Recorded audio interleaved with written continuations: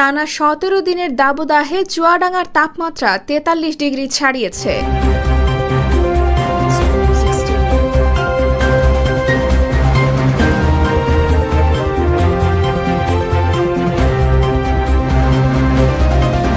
টানা ১৭ দিনের দাবদাহে সূর্যের প্রখরতায় পুড়ছে প্রকৃতি ও জনজীবন। প্রাণীকুল সহ দাবদাহে অস্থির হয়ে উঠেছে সর্বত্র।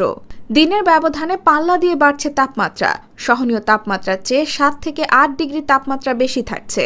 গরমের সঙ্গে যুদ্ধ করেই বেঁচে থাকতে হচ্ছে মানুষের।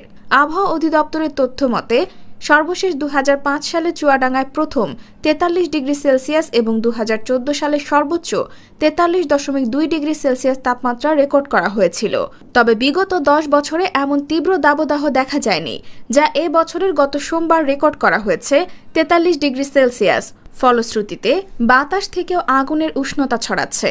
স্থানীয়দের মতামত, নদী নালা খালবিল ভরাট সহ বৃক্ষ নিধন এবং প্রাকৃতিক বিপর্যয়ের কারণে এমন অসহনীয় অবস্থা সহ্য করতে হচ্ছে তাদের।